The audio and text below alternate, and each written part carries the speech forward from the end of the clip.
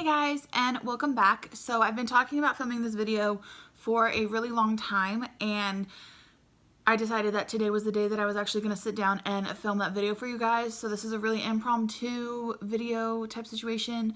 I didn't really feel like it was necessary to have like a super nice setup and things like that. I did just film a favorites video, which is why I'm all duded up. Otherwise, I would just kind of be in my regular schmegular look, which is I am sitting down to kind of just explain to you guys why I chose keto and why I think keto is going to work for me, and just kind of like the breakdown of, you know, why they recommend, well, why people do keto and things like that. Me and my friend decided to start this. I'm sorry if you can hear that, the dogs are outside. Hi, Mom. Hi, Mom. Come here. Come see me. Oh, so sweet, Mom. So basically, don't touch it. Basically, me and my friend started this keto diet journey about 2 to 3 weeks ago, I'd say, where like we were like seriously committed and it wasn't just like a thought. And like I've said before, we are not full keto, we're just low carb. So that means that our carb count is low, but it's not as low as it would be if we were full keto. Just to kind of give you guys an example, I am low carb, meaning that I only am allotted 93 carbs a day, but I don't even touch 93 carbs. I could easily if I wanted to, but it's just not worth it in the long run, and it's not good for like starting my body on like the ketosis plan, because the whole point of keto is to get your body into ketosis, is to get your body to produce Ketocin, which basically, instead of eating carbs, my body would in theory eat fats. And so once your body is used to eating fats, it will eat the fat that's on your body already, kind of situation. That's kind of the layman's terms for what it's supposed to do. And then my fat count is at 86. I'm supposed to eat 86 grams of fat, but I always go over that, which is never a bad thing when you're trying to do keto, because you want your body to eat the fat. That I feel smaller than I've felt in a while, and I feel like overall healthier. I'm not necessarily eating any more vegetables or anything than I already was. You know, it's not that kind of diet. It's a diet based, like, you eat like little to no carbs, you eat more fat. So I can eat meat and cheese and vegetables. I cannot eat pasta or bread or anything like that, but they obviously have alternatives. And I have the app, it's called Carb Manager, and it kind of keeps track of all of that stuff for you, so you don't really have to worry about it. And all you have to do is plug in the food that you eat, and it tells you how well you're doing. Excuse you. And it tells you how well you're doing and all that fun stuff. So why I decided to choose keto. Since I was younger, I've always been overweight, and I've always been like a bigger girl. My dad's side of the family, they're all overweight, and 75% of them have diabetes, and it's just, I feel like it's genetic. Like, I try not to make excuses, but like my bones are just bigger, so like I have a bigger frame, and therefore I have bigger everything. And when I was younger, me and my mom both, you know, because she obviously wanted me to be healthy. The doctors always told her that I was overweight, and so she wanted me to be healthy. And so we decided, oh, let's do Weight Watchers. And this was back in the day when you still had to like go to the meetings and stuff like that. And I remember like I went to a meeting and I had lost 5 pounds, and I was like, yay, like good for me. And this is when I was like 8. I don't think I've ever told anybody that. I don't think that I've ever like said that out loud, but like my mom, she didn't make me do Weight Watchers, but she suggested that it was a good idea. And at the time, I didn't really think anything of it. You know, when you're 8 years old, you don't really have like that body mindset. You're just kind of like living your life. But I was always bigger than the other kids, taller too. I was always taller and wider than all of the other kids in my group, in my class. And so I went on Weight Watchers when I was 8. And I remember being really excited when I lost 5 pounds. And then when I hit that 5-pound plateau, I actually never lost any more than 5 pounds on Weight Watchers. In fact, I would gain and then I would lose, like let's say I gained like 2 pounds, I would lose 1. It would just kind of fluctuate in that 5-pound range. And I didn't ever differ from 5 pounds. It was really discouraging, so I stopped. And my mom obviously didn't force me to do it, but I could tell that she wanted me to do it, and it was just one of those things where it was just kind of like an unspoken thing, like that she wanted me to be healthier. I don't know if she wanted me to be skinnier. Like, I don't know if my family has ever looked and said, oh, well, you know, you should be skinnier. They've never said that to my face. But obviously putting an 8-year-old on Weight Watchers really like does nothing for like their self-image as they get older. In any event, so I went into high school, and my mom,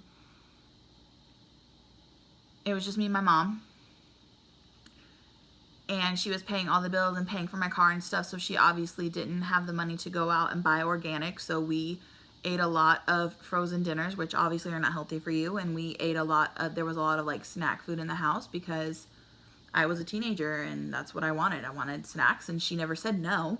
It's not that she was like an enabler, it's just that, you know, I also enabled myself because at that point, 16 years old, are you the smartest in the world? No. But are you smart enough to make your own decisions and kind of know like what's right and what's wrong? 100%. But that's kind of when it started. I was eating because I was bored. So I would literally, like on Saturday and Sunday, I would eat all day. We all do a if I could go back knowing what I know now type thing. You know, we always have like those, are they regrets? I don't know. Do I regret not being more active and not being healthier when I was younger? Absolutely. Do I think that it is too late to turn that around? No, I do not. I think that at this point it's going to take some work and it's going to take real like effort, but I definitely think that it can be done. We tried Weight Watchers again when I was in high school, and it literally did nothing. I was starving myself at that point because I was starving myself to be skinnier. Because I wasn't eating. Like there would be times where I would skip like a family dinner because I didn't want to eat, because I knew that if I went I would want to eat a lot, so then I just didn't eat dinner that night. And I remember a lot of times like I would tell myself, don't eat breakfast, you know, because you're gonna have a big dinner. Or, you know, when I was eating lunch at school, I would literally only eat 1 cookie instead of getting like an actual meal, which I know you guys are like, ooh, that's not any better. But it would be 1 cookie and like a Diet Coke or something like that, because that's all they had in the vending machines at school. And that would be like my lunch. And then I would come home and I wouldn't eat until dinner time. So lunch was at 12 and dinner was at 6. So it was 6 hours. My body was starving.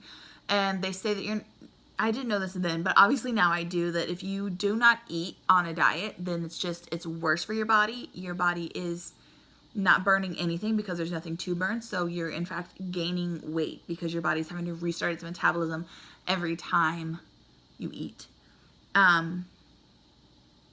And after I graduated, senior year is when I really packed on the pounds, because senior year you're allowed to leave campus to go to lunch. So obviously I'm not going to sit around and eat a school lunch when I can go to McDonald's that's like 2 minutes away.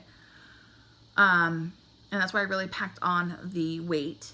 And then I started college and I was working all the time. So it's not that I was eating a lot in college when I was there, but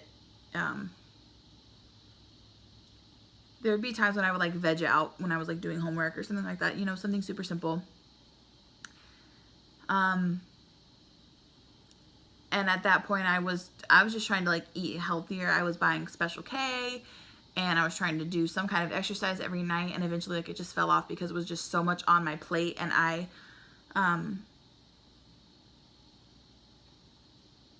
eventually I just kind of said like, fuck it. Like this is who you are. You're always going to be like this. There's no point in trying to change it. Like, I remember sitting in my bed and like thinking like, you're fat anyways, so just eat the ice cream. You're fat anyway, so just eat the extra plate of, you know, spaghetti. And then that's really not like a healthy way of thinking, but like that's kind of how I justified everything that I ate or everything that I did. That's kind of just how it ended up happening, and I regret a lot of the decisions that I've made, but keto is one that I definitely can like stand behind, and I definitely feel like I'm ready to commit 100% because I definitely want to. I don't mind being thick. I think that, you know, any size is beautiful if you feel that you're beautiful, but you need to be confident in what you have. And now I am super confident in how I look and things like that because I've come to terms with it.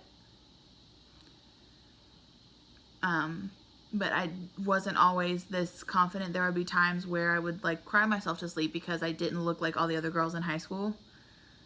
And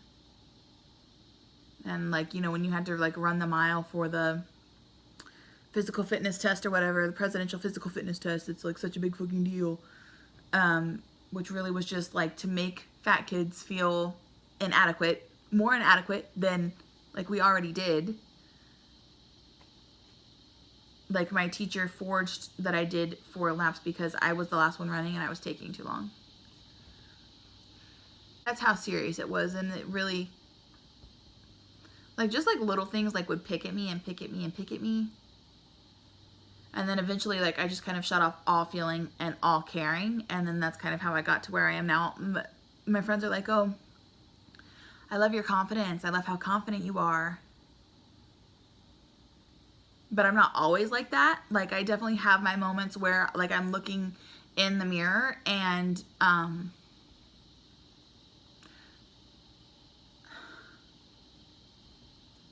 I definitely have my moments where like I'm looking in the mirror and, or if I'm standing in the bathroom or if like I'm laying in bed and I'll kind of like poke fun at it like, oh look, it's a new cellulite dimple, or look, it's a new stretch mark.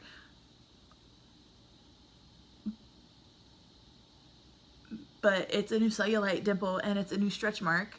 Oh my God, Samantha. Like, can you not right now?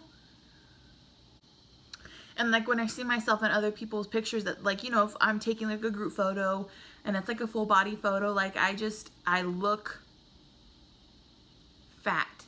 And I feel like to myself, I don't look that big, and I feel like in my own self, I look better than that. And then when I look at a picture, I look completely different and I look like, you know, a cow. So I'm not always a confident person. I try to be confident because it's kind of, what am I going to do? I can't afford liposuction and I can't afford a new body. It's not like I'm going to get a second one. This is the only one that I have. Keto, I can eat meat and I can eat cheese. I just can't eat potatoes, but you know. And that is a diet that I can actually like get behind, and that's one that I can actually enjoy, and I don't necessarily have to worry about portions or eating less or starving myself. Like on keto, they say that you're supposed to eat until you feel full and to not really look at your calorie count because calories are not your main idea. It's the carbs that are your main idea. So if I'm eating a lot of calories, but like let's say it's a calorie of vegetables, you know, hello, those are not necessarily bad calories.